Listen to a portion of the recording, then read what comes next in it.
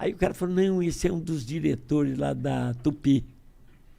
Eu falei, pô, mas ele está todo dia aqui. Tá? Um dia eu vou saindo e ele está lá fora me esperando. Ô, Dedé, eu queria falar com você. Eu falei, seu Arnaud, né? Pô, sabe meu nome? Sei, todo mundo aí sabe que você é o Arnaud da Tupi. Tá? Pois é, eu queria te fazer um convite aí. Eu falei, para quê? Eu vou te explicar. Nós temos um rapaz aí que veio do Ceará. O nome dele é Antônio Renato Aragão. Ele veio do Ceará e ele está até com a família e tal, mas ele não funcionou bem. Ele veio lá do Ceará, eu acho que o padrinho dele era um dos... não é dono, como é que chama esses caras? É tudo sócio.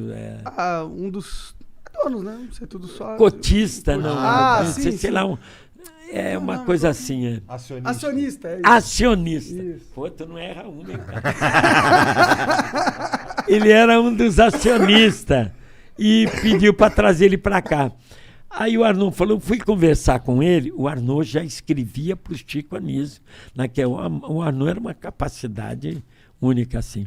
Ele falou, eu fui falar com ele, Dedé, e ele falou o seguinte, ele está muito acostumado a trabalhar com um cara do lado dele. E ele não está se adaptando muito sozinho. Eu falei, posso ver esse cara trabalhar? Ele falou, pode. Quando ele trabalha tal dia, eu vou lá. Mas não fala nada. Eu fui lá, era tudo com auditório, era ao vivo, essas porra. E eu fui lá e vi. Falei, Arnaud, esse cara não é ruim não, cara. Ele está fazendo coisa errada. Como coisa errada? Botaram o cara para dançar, cantar. Não é a praia dele, não. Eu estou te dizendo com um olhar de palhaço de circo. Mas ele é engraçado, cara. Ele tem uns trejeitos, umas coisas muito engraçadas. Ele falou, o negócio é o seguinte, quero ver se você topa fazer uma dupla com ele. Eu falei, pô, eu não queria fazer mais televisão e tal.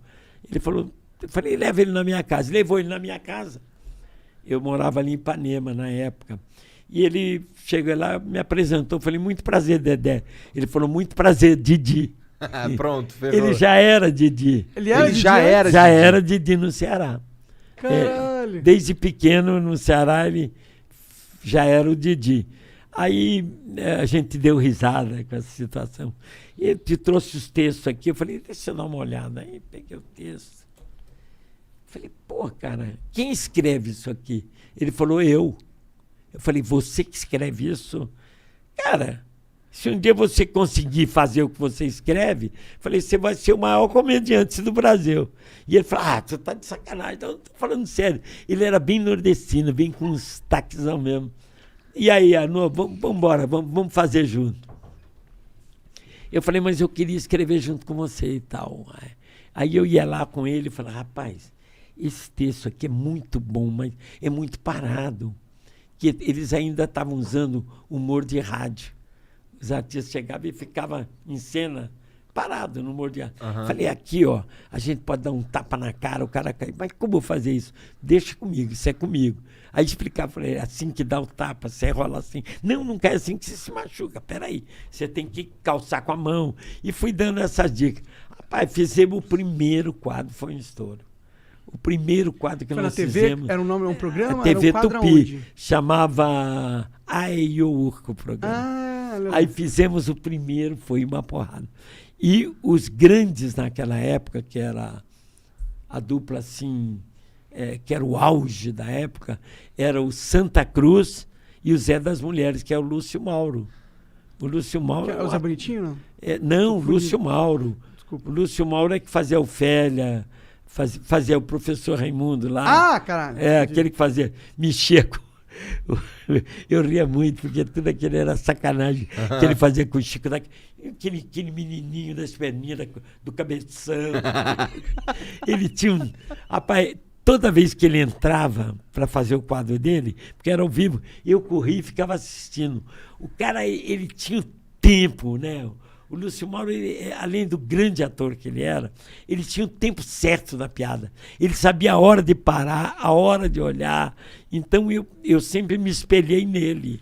Para fazer com o Renato, eu me espelhava nele. Falei, pô, que o Lúcio daria essa parada e tal. Eu me espelhava muito nele. E fui bem, me espelhando. Então, era isso aí. Era o Zé das Mulheres e o Janjoca. Mas era espetacular, eu me baseava. Aí só que depois surgiu Dedé e Didi. E nós fomos ultrapassando eles. Porque a gente levava porrada, caía no chão, pulava pela janela. Que era o humor do palhaço de circo. Um dia eu arrombei. Eu falei com o Renato, pula pela janela, ele pulou, em cena ao vivo. Eu falei assim, pula pela janela. Ele pula pela janela, ele pá! Ele era maluco, ele fazia mesmo. Ele pulou de janela, pá! E eu peguei a moto, rodei e entrei no cenário. Blá! Quebrei o cenário. Tudo entrei. Porra, o povo ficava louco. Eles se levantavam, era o único comediante que eles levantavam para aplaudir e a plateia gritava. Aí no outro domingo a gente entrava, a plateia... Êêê! Aí começamos a pegar. A única coisa ruim foi que no dia de receber eles descontaram no meu salário do Renato Cenário, né? Pô, além de deviam não colocar no pagar, marketing isso aí, além né? de não pagar direito, ainda descontaram.